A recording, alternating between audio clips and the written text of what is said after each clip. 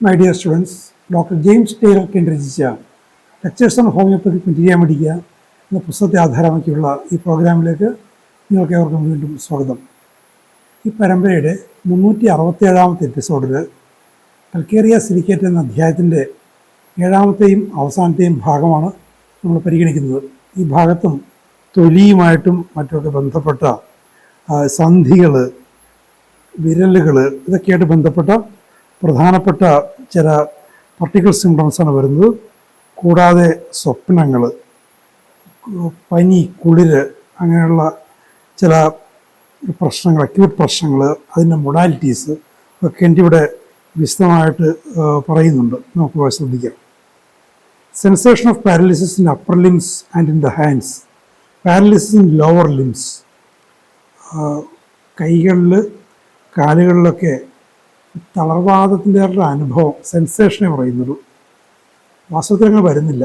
ഇപ്പോൾ മരവിപ്പൊക്കെ ഉണ്ടായിട്ട് കാല്, കൈയൊക്കെ തൽക്കാലത്തേക്ക് അനക്കാൻ പറ്റാതെ അവിടെ ഇങ്ങനെ സൂചി കൊണ്ട് കുത്തുന്ന പോലുള്ള ആ ഒരു തോന്നൽ, അങ്ങനത്തെ ഒരു അവസ്ഥയാണ് ഇവിടെ പറയുന്നത്.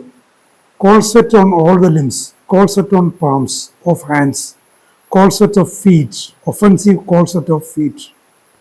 തണുത്ത വിയർപ്പ് കൈകളിൽ, കാലുകളിൽ, കാൽവെള്ളയിൽ, കാൽപാദങ്ങളിലൊക്കെ തണുത്ത വിയർപ്പ് എല്ലാ കൈ ഭാഗങ്ങളിലും. അത് കാലിലെ വിയർപ്പിന്, തണുത്ത വിയർപ്പിന് വല്ലാതെ ദുർഗന്ധമുണ്ട്. അത് ഇറ്റാലിക്സിലാണ് കൊടുത്തിരിക്കുന്നത്. Stiffness of all the limbs, joints, hands and fingers, stiffness of lower limbs, knees.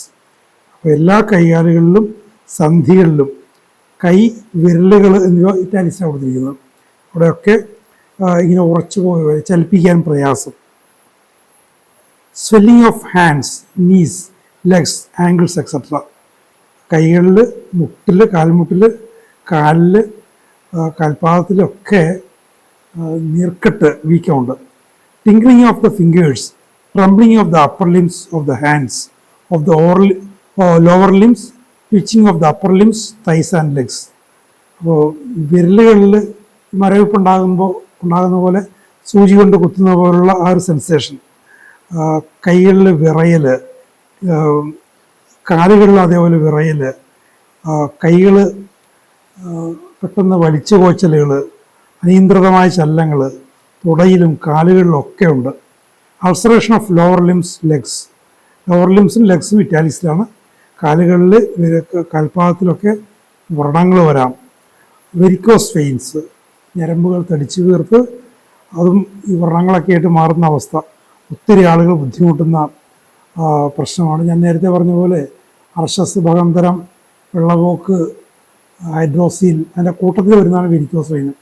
കാരണം കൂടുതൽ ആളുകളെ ബാധിക്കുന്ന പ്രശ്നം, ചൂഷണം ചെയ്യാൻ എളുപ്പമുള്ളൊരു കാര്യം വെരിക്കോസ് വെയിന് ചികിത്സ എന്ന് പറഞ്ഞുകൊണ്ട്. പക്ഷേ ഹോമിയോപ്പതിയിൽ വളരെ ഭംഗിയായിട്ട് പലതവണ എനിക്കറിയാം, ഒരു 5 തവണയൊക്കെ സർജറി ചെയ്തിട്ട് വീണ്ടും വന്നൊരു കേസ് ഞാൻ ഹോമിയോപ്പതി പുസ്തകങ്ങൾ വായിച്ചിട്ടില്ല. അതിനു മുമ്പ് ഞാൻ നേരത്തെ പറഞ്ഞിട്ടുണ്ട്, കൊച്ചിക്കടുത്ത് ഡോക്ടർ ജോപ്പൻ, അദ്ദേഹം കോഴ്സ് പൂർത്തിയാക്കിയിട്ടില്ല, പക്ഷേ നല്ല ഗംഭീരമായ പ്രാക്ടീസായിരുന്നു. അവിടെ ഞാൻ ചെന്നപ്പോൾ കണ്ട കേസുകളിലൊന്ന് വെരിക്കോസ് വെയിന് 5 സർജറി ചെയ്തു വന്നൊരു സ്ത്രീ, അവർക്ക് ചികിത്സ. ഞാൻ 1 വർഷമാണ് മരുന്ന് വാങ്ങിയിരുന്നു. 3-4 മാസം കഴിഞ്ഞപ്പോൾ ആ സ്ത്രീ ഒരു കുഴപ്പമില്ലാതെ അവർ വരുന്ന ഞാൻ കണ്ടതാണ്. അപ്പോൾ ആ ഹോമിയോപ്പതിയുടെ മഹത്വത്തെക്കുറിച്ച് എനിക്ക് ഒരു ബോധ്യം കിട്ടിയ ഒരു സന്ദർഭമായിരുന്നത്. നിങ്ങൾക്കൊക്കെ ശരിയായ രീതിയിൽ പഠിച്ചു കഴിഞ്ഞാൽ നമ്മൾ നിരവധി ഔഷധങ്ങളിലുണ്ട്. വെരിക്കോസ് വെയിനുള്ള മരുന്നെന്ന് പറഞ്ഞ് പോയി കഴിഞ്ഞാൽ അതൊന്നും പിരിക്കാൻ പോകുന്നില്ല.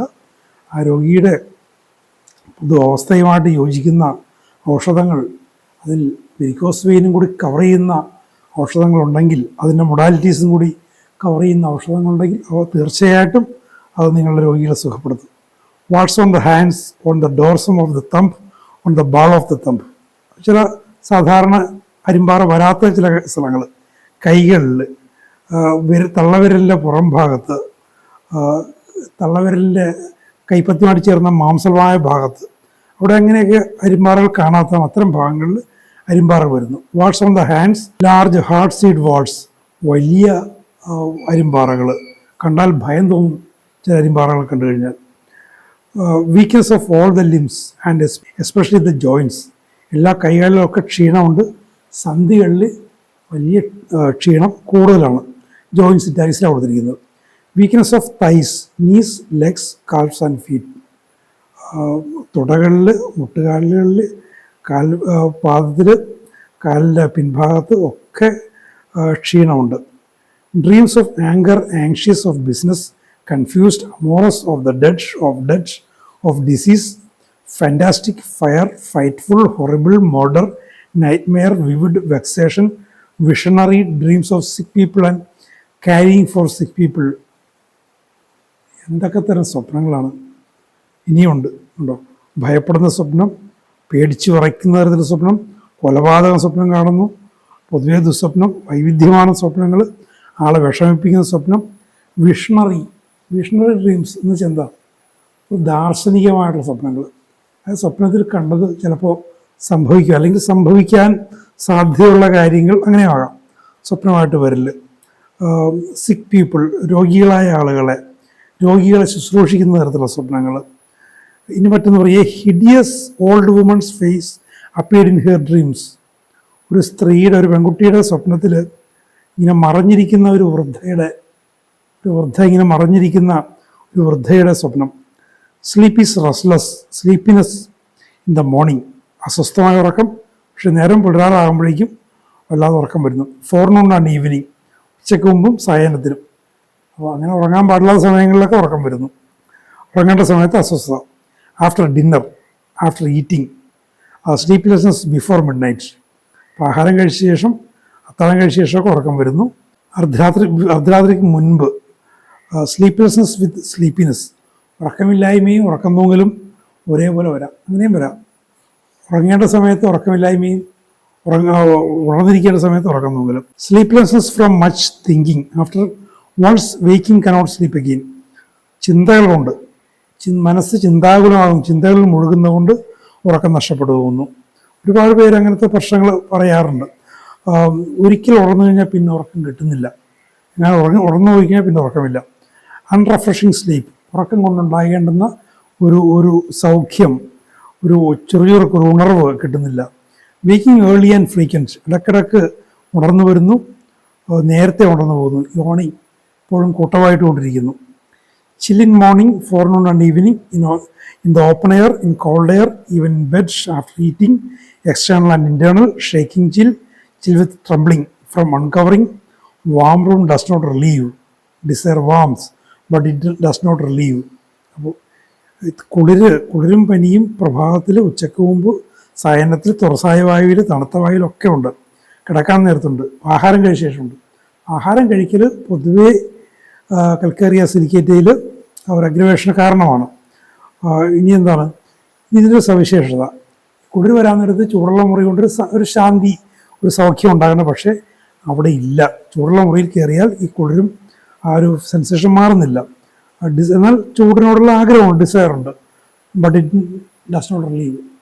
ചൂട് കിട്ടണമെന്ന് ആഗ്രഹമുണ്ട്, പക്ഷേ അതുകൊണ്ട് ആശ്വാസമില്ല. അത്തരം കാര്യങ്ങളൊക്കെയാണ് നമ്മൾ എടുക്കേണ്ടത്. കുളിരും പനി എന്നൊക്കെ പറയുന്നത് ഒരു കോമൺ ആയിട്ടുള്ള കാര്യം, എല്ലാവരും ഉണ്ടാകും. പക്ഷെ അതിന് എന്ത് കൃത്യമായിട്ടുള്ള വളരെ സവിശേഷമായ മൊഡാലിറ്റീസ് അങ്ങനെ കിട്ടിക്കഴിഞ്ഞാൽ നമുക്ക് കൃത്യമായ ഔഷധങ്ങളിലേക്ക്, ചുരുങ്ങിയ വർഷം 2-3 ഔഷധങ്ങളിലേക്കെങ്കിലും പോകാൻ പറ്റും. ഫ്രം അൺകവറിങ്, വസ്ത്രം മാറുമ്പോൾ. ചിൽനെസ് ഡ്യൂറിങ് സ്റ്റൂൾ, വയറ്റിൽ നിന്ന് പോകുന്ന സമയത്ത് കുളിർ വരുന്നു, മറ്റൊരു ശ്രദ്ധേയമായ ലക്ഷണമാണ്. ഫീവർ ഫോർനൂൺ ആൻഡ് ആഫ്റ്റർനൂൺ, ഉച്ചയ്ക്ക് മുമ്പ് ഉച്ചയ്ക്ക് ശേഷവും പനിയുണ്ട്. But marked fever in evening and night. പക്ഷേ സന്ധ്യയ്ക്കും രാത്രിയിലുമാണ് പനി ഏറ്റവും കൂടുതൽ വരുന്നത്. ഉച്ചയ്ക്ക് മുമ്പും ഉച്ച കഴിഞ്ഞൊക്കെ വരാം. ഫീവർ ഓൾട്ടർനേറ്റിംഗ് വിത്ത് ചിൽ, കുളിരും പനിയും മാറി മാറി വരാം. Dry heat at night in bed, വരണ്ട ചൂട്, വേർക്കാതെ വരണ്ട ചൂട് രാത്രിയിൽ കിടക്കാൻ നേരത്ത്. എക്സ്റ്റേണൽ ഹീറ്റ് വിത്ത് ചിൽനെസ്, പുറമേക്ക് ചൂട് അകത്ത് കുളിര്. ഉണ്ടോ? രസകരമായ ലക്ഷണം. പുറമേക്ക് ചൂടും അകത്ത് കുളിരും. ഫ്ലഷസ് ഓഫ് ഹീറ്റ്, ഇനി ചുട്ടുനീറ്റിൽ പോലെ. It's useful in hectic fevers, hectic ഫീവറിൻ്റെ കാര്യത്തിലും ഇത് വളരെ ഉപകരിക്കുന്നതാണ്. Mild fever evening and night, ഒരു സന്ധ്യയ്ക്കും രാത്രിയിലും ചെറുതായ തരത്തിൽ പനി. ഹിറ്റ് വിത്ത് മോയ്സ്റ്റ് സ്കിൻ, ചൂടും ഈർപ്പമുള്ള ത്വക്ക്, വിയർപ്പ് വന്നിട്ട് ത്വക്കിൽ ഈർപ്പം വരുന്നു, ചൂട്. നേരത്തെ ഡ്രൈ ഹീറ്റും പറഞ്ഞില്ലേ. Perspiration in the morning and later part of the night, പ്രഭാതത്തിലും രാത്രിയുടെ അന്ത്യയാമങ്ങളിലുമൊക്കെ വിയർപ്പ്. പെർസ്പിറേഷൻ വിത്ത് ഗ്രേറ്റ് ആങ്സൈറ്റി, വല്ലാത്ത ഉത്കണ്ഠ വന്നിട്ട് വിയർക്കുന്നു. ഇത്തരം ഒരു കേസ് ഞാൻ കണ്ടിട്ടുണ്ട്. എൻ്റെ ഒരു സുഹൃത്തിൻ്റെ ബന്ധുവിനായിരുന്നു. രാത്രി പെട്ടെന്ന് ഉണരും, വിയർത്ത് കെട്ടിയിരിക്കും, വല്ലാത്ത സ്വപ്നങ്ങളൊക്കെ ആയിട്ട്. മറ്റൊരു ഔഷധമായിരുന്നു, അതുകൊണ്ട് അത് മാറിപ്പോയി. Cold sweat mostly on the extremities, sweat from coughing during and after eating, from exertion, from mental exertion, sweat from motion, from walking. അപ്പോൾ തണുത്ത വിയർപ്പ് കൈകാലുകളിലും മറ്റുമൊക്കെയാണ് വരുന്നത്. കൈവെള്ളയിൽ, കാൽവെള്ളയിൽ, അങ്ങനെ ഭാഗങ്ങളിലൊക്കെ. ചുമക്കുന്നതുകൊണ്ട് വിയർക്കാം. ആഹാരം കഴിക്കുമ്പോഴും കഴിച്ച ശേഷവും വിയർപ്പ് വരാം. അപ്പോൾ ആഹാരമായിട്ട് ബന്ധപ്പെട്ട് എത്രയോ ലക്ഷണങ്ങളാണ് വരുന്നത്. ഫ്രം എക്സേർഷൻ, ചെറിയ അധ്വാനം കൊണ്ട് വിയർക്കാം. മാനസിക അധ്വാനം കൊണ്ട് പോലും ശരീരം വിയർക്കാം. സ്വെറ്റ് ഫ്രം മോഷൻ, ചലനം കൊണ്ട്, നടക്കുന്നതുകൊണ്ട്. പ്രൊഫ്യൂസ് ഹോട്ട് സ്വെറ്റ്, വല്ലാതെ ചൂടുള്ള വിയർപ്പ് വളരെ അമിതമായി ഉണ്ടാകുന്നു. സ്വെറ്റ് ഓഫ് സിംഗിൾ പാർട്സ്, അവിടെ മാത്രമായിട്ട് വിയർക്കുന്നു, എല്ലായിടും അല്ലാതെ അവിടെ മാത്രം. ഒരു കൈവെള്ള, കാൽപ്പത്തി, ഒരു കാൽ, അങ്ങനെയൊക്കെ. Sweat during and after sleep, ഉറങ്ങുമ്പോഴും ഉറക്കത്തിന് ശേഷവും വിയർപ്പും. ഒഫൻസീവ് സോർ സ്വീറ്റ്, ദുർഗന്ധമുള്ള ചവർപ്പ് ഗന്ധമുള്ള, അതായത് നമ്മുടെ വിനെഗറിൻ്റെയൊക്കെ ഗന്ധമുള്ള വിയർപ്പ്. Uncovering while sweating brings on many symptoms, വിയർക്കുമ്പോൾ വസ്ത്രം മാറിക്കഴിഞ്ഞാൽ നിരവധി ലക്ഷണങ്ങളുണ്ടാവും. സൈനീഷ്യയുടെ ഒരു ആസ്പെക്റ്റ് ആണല്ലോ അത്. If the perspiration becomes suppressed from uncovering or from a draft, he suffers much. അപ്പോൾ വസ്ത്രം മാറുമ്പോഴോ കനത്ത കാറ്റടിക്കുമ്പോഴോ വിയർപ്പ് സപ്രസ്ഡ് ആയാൽ നിരവധി പ്രശ്നങ്ങളുണ്ടാവും. വല്ലാതെ ബുദ്ധിമുട്ട്. നമ്മൾ സൈനീഷ്യയിൽ കണ്ട കാര്യങ്ങളാണ്. Burning of the skin after scratching, the skin is cold to touch the skin of hands and fingers cracked. തൊലിയുമായിട്ട് ബന്ധപ്പെട്ട് ഒത്തിരി ലക്ഷണങ്ങളാണ് ഈ പറഞ്ഞു വരുന്നത്. ചൊറിഞ്ഞു കഴിഞ്ഞാൽ തൊലിയിൽ പൊള്ളൽ, തൊലിയിൽ തൊടാനൊരു തണുപ്പ് തോന്നും. കൈയിലെയും കൈവെള്ളയിലെയും കൈക്ക് പുറമേക്കുള്ള തൊലി നേരത്തെ കണ്ടാണ് ചാപ്ഡ്, ആകെ വികൃതമായി തൊലിയൊക്കെ പൊളിഞ്ഞു പോയി വിണ്ട് കയറിയിരിക്കുന്നു. നിറം മാറ്റം വരുന്നു, നീല നിറം, കരള്ള നിറത്തിലുള്ള പൊട്ടുകൾ, വിളറയും നിറം, ചുവന്ന പൊട്ടുകൾ, വെളുത്ത പൊട്ടുകൾ, മഞ്ഞ നിറം. Dry burning skin and inability to perspire, വരണ്ട പൊള്ളുന്ന തൊലി, ഇനബിലിറ്റി ടു പെർസ്പയർ നമ്മൾ പലയിടത്തും കണ്ടിട്ടുണ്ട്. എൻ്റെ ഒരു സുഹൃത്തിൻ്റെ കേസ് ഞാൻ പലപ്പോഴും പറഞ്ഞിട്ടുള്ളതാണ്. വിയർക്കാൻ കഴിവില്ലായ്മ, അങ്ങനെ ചില അസാധാരണ ലക്ഷണങ്ങളാണ്. എൻ്റെ ഈ സുഹൃത്തിനും അവരുടെ ജ്യേഷ്ഠനും ജന്മനാ ഉണ്ടായിരുന്ന പ്രശ്നമാണ്. ഉച്ച നേരത്ത് ടീച്ചറൊന്നും പറയണ്ട, അത് അലോഡാണ്. 12 മണിയാകുമ്പോൾ ആൾ എഴുന്നേറ്റ് അങ്ങ് പോകും. സ്കൂളിലെ പിന്നൊരു കുളമുണ്ട്, കുളത്തിൽ പോയി ഇങ്ങനെ കിടക്കും. സ്ഥിരമുള്ള ഏർപ്പാടായിരുന്നത്. Eruptions are biting, burning, itching, painful, phagedenic, stinging. പരുക്കളും കുരുക്കളും ഒക്കെ വന്നിട്ട് പൊള്ളലുണ്ട്, ചൊറിച്ചിലുണ്ട്, വേദനയുണ്ട്. തൊലി ആ ഭാഗം മൊത്തം മാംസം അഴുകി അടർന്നു പോകുന്ന അവസ്ഥയുണ്ട്. കുത്തുന്ന പോലത്തെ വേദനയുണ്ട്. Boils and chapping and desquamating, eczema and herpes. തൊലി പൊളിഞ്ഞു പോകുന്നു, തൊലി വികൃതമായിട്ട് പൊട്ടിപ്പൊളിഞ്ഞ് തൊലി പൊഴിഞ്ഞു തന്നെ പോകുന്നു. വരട്ടിയോറി ഒക്കെ ഉണ്ട്. Dry, itching, crusting, stinging, herpes. Eruptions discharge a white pus like substance. എല്ലാത്തരം കരുക്കളുണ്ട്. അവിടെ വെള്ള നിറത്തിലുള്ള പഴുപ്പ് പോലുള്ളൊരു സാധനം അതിൽ നിന്ന് പുറത്തേക്ക് ചലം പോലെ വരുന്നു. There are pimples, pustules and red rashes. Eruptions scabby and scaly after scratching. മൂക്കുരുക്കളുണ്ട്, പഴുത്ത കുരുക്കളുണ്ട്, ചുവന്ന നിറത്തിലുള്ള തടിപ്പുണ്ട്, ചൊറി പോലെയുള്ള തടിപ്പുകളുണ്ട്, ചിതമ്പൽ പോലെ ഉണ്ട്. കിറ്റൈസാണ്. ചൊറിയാൻ നേരത്ത് ചിതമ്പൽ പോലെ പോകും. സൂപ്പറേറ്റിംഗ് ഇറപ്ഷൻസ്, ഇങ്ങനെ പഴുത്ത് വരുന്ന eruptions. Nodular urticaria after scratching, ചൊറിയാൻ നേരത്ത് ഇങ്ങനെ കുരുക്കൾ പോലെ വരുന്നു. വെസൈക്കിൾസ് ഇൻ മെനി പ്ലേസസ്, പല സ്ഥലങ്ങളിലും പഴുപ്പുകളും കുരുക്കളും ഒക്കെ വരുന്നു. എർസിപ്ലാസ് വിത്ത് സ്വെല്ലിംഗ്, വേഴ്സ് ഫ്രം സ്ക്രാച്ചിങ്. ചുവന്ന തടിപ്പ്, തൊലി ഇങ്ങനെ തടിച്ചു വരുന്നു. ചൊറിയുമ്പോഴേക്കും അത് മോശമാകുന്നു. എക്സ്ക്രീസൻസ് ഫോം അപ്പോൺ ദ സ്കിൻ, തൊലിയിലിങ്ങനെ തൊലി വളർന്ന പോലെ തടിച്ചു വരുന്ന പോലെ. ഫോമിക്കേഷൻ ആൻഡ് ഗൂസ് ഫ്ലഷ്, അവിടെ തൊലി ചൊറിയുന്നത് പോലെ ഇങ്ങനെ രോമാഞ്ചമൊക്കെ വരുമ്പോൾ തൊലി ഇങ്ങനെ രോമകൂപങ്ങൾ എഴുന്നു നിൽക്കില്ല, അങ്ങനത്തെ അവസ്ഥ. ഇൻറ്ററേഷൻസ്, കല്ലിപ്പുകൾ. ഇൻട്രിയോ, തൊലി ഒഴിഞ്ഞു പോകല്, പടം പൊഴിയുക എന്നൊക്കെ പറയില്ലേ, പടം പൊഴിഞ്ഞു പോകുന്നു. Itching with and without eruptions, കുരുക്കളുണ്ടായോ അല്ലാതെയും ചൊറിച്ചിൽ. Itching, biting, burning, crawling and stinging. എല്ലാ തരത്തിലും ഇഴയുന്ന പോലെ, കുത്തുന്ന പോലെ ഒക്കെ തരത്തിലുള്ള ചൊറിച്ചിലുകളുണ്ട്. വേഴ്സ് ആഫ്റ്റർ സ്ക്രാച്ചിങ്, ചൊറിയുമ്പോൾ വർദ്ധിക്കുന്നു. The itching is ameliorate by radiated heat. ചൂട്, റേഡിയേഷൻ കൊണ്ടുള്ള ഹീറ്റ്, അപ്ലൈഡ് ഹീറ്റല്ല, ചൂട് പിടിക്കുന്നതുകൊണ്ടല്ല, സൂര്യൻ്റെ ചൂടോ അങ്ങനെ അല്ലെങ്കിൽ ഫയർ പ്ലേസിൽ നിന്നുള്ള ചൂടോ ഒക്കെ കൊള്ളുമ്പോൾ.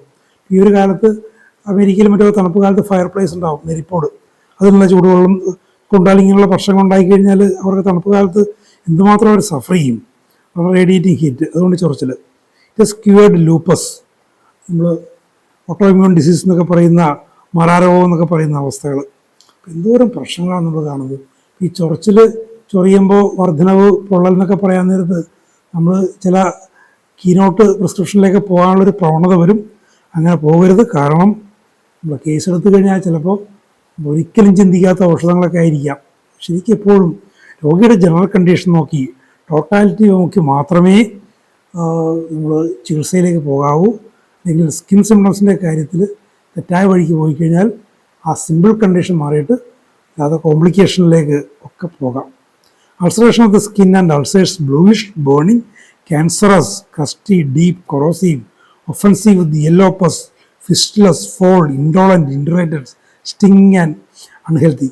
അപ്പോൾ തൊലിയിലുള്ള പഴുപ്പുകൾ, വ്രണങ്ങൾ എല്ലാ തരത്തിലുണ്ട്. ക്യാൻസറസ് പോലും ഉണ്ട്. അർബുദ സ്വഭാവമുള്ള വ്രണങ്ങൾക്ക് പോലും ഇതൊരു ഔഷധമായിട്ട് വരാം. ആഴത്തിൽ ദ്രവിച്ചു പോകുന്ന തരത്തിൽ ദുർഗന്ധം, മഞ്ഞപ്പഴുപ്പ്, ഉള്ളിലേക്ക് ദ്വാരം ഉള്ളിലേക്ക് ചെല്ലുന്ന പോലെ ദുർഗന്ധം, കല്ലിപ്പ് വരുന്നു, അൺഹെൽത്തി സ്കിന്നൊക്കെ വരും. എല്ലാത്തരം വ്രണങ്ങൾ ഇത് കവർ ചെയ്യും. Warts painful, hard, inflamed, stinging, suppurating and withered. ഇനി അരിമ്പാറയുടെ കാര്യം നേരത്തെ പറഞ്ഞിട്ടുണ്ട്. തൂജയുടെ കാര്യത്തിൽ അരിമ്പാറയ്ക്ക് ഞങ്ങളുടെ നാട്ടിലൊരു പഴയൊരു നാട്ടുവൈദ്യൻ, വാണ്ടറിങ് ഫിസിഷ്യൻ എന്നൊക്കെ പറഞ്ഞ പോലെ അന്നെങ്കിൽ നടക്കും. അദ്ദേഹത്തിൻ്റെ അരിമ്പാറ ചികിത്സയായിരുന്നു അദ്ദേഹത്തിൻ്റെ പ്രധാന സംഭവം. തൂജയാണ് ഉള്ളി വെച്ചൊക്കെ പറയും, തൂജ 1000 അതാണ് പുള്ളി കൊടുത്തുകൊണ്ടിരുന്നത്. അപ്പോൾ എത്രയോ തരം അരിമ്പാറകൾ നമ്മളിത് കാണുന്നത്. വേദനയുള്ള അരിമ്പാറ, കട്ടിയുള്ളത്, വിങ്ങിയതുപോലെ, കുത്തുന്ന പോലെ, പഴുക്കുന്നത്, ഇതേടെ ഇങ്ങനെ പരന്നു കിടക്കുന്നത്, എത്രയോ തരത്തിലുള്ള അരിമ്പാറകൾ ഇത് കവർ ചെയ്യുന്നുണ്ട്. ഇറ്റ് സ്ക്യൂവേഡ് wens and other cystic growths. തൊലിയിലിങ്ങനെ, തൊഴിലടിയിൽ കല്ലിപ്പ് പോലെ, ഇനി ചെറിയ പൊങ്ങി വരുന്ന പോലെ, അങ്ങനെയൊക്കെ വരാം. തൊലിയുമായിട്ട് ബന്ധപ്പെട്ട് നിരവധി ലക്ഷണങ്ങൾ. തൊലിയുടെ പ്രശ്നങ്ങൾ കണ്ട് അത് സ്റ്റോക്ക് മരുന്നുകളിലേക്ക് അല്ലെങ്കിൽ കീനോട്ടിലേക്കും മറ്റൊന്നും ഒരിക്കലും പോകരുത്. എത്രയോ ഔഷധങ്ങൾ നമുക്ക് കവർ ചെയ്യുന്നുണ്ട്. ബക്ടീരിയ സിലിക്കേറ്റയും അത്തരം ഒരു പ്രധാനപ്പെട്ട ഔഷധമാണ്. എത്രയോ ബുദ്ധിമുട്ടുന്ന ആളുകളെ നമുക്ക് സൗഖ്യത്തിലേക്ക് നയിക്കാൻ പറ്റിയ ഔഷധമാണത്. പർട്ടിക്കുലർ സിംപ്റ്റംസ് പോലും അത്രയ്ക്ക് പ്രാധാന്യമുള്ളതാണ്. നമുക്ക് ശരിക്കും ഇത് മനസ്സിലാക്കുക, വീണ്ടും പുസ്തകങ്ങൾ വായിക്കുക, അല്ലാത്തവർ ഇത് കേൾക്കുക, ശരിയായ രീതിയിൽ ഉപയോഗിച്ച് നിങ്ങളുടെ രോഗികളെ ശാന്തിയിലേക്ക്, സൗഖ്യത്തിലേക്ക് നയിക്കുക. നമുക്കിനി അക്ഷരമാല ക്രമത്തിൽ നമുക്ക് കാഫർ എന്നുള്ള അധ്യായം പരിഗണിക്കാം. Thank you very much for watching.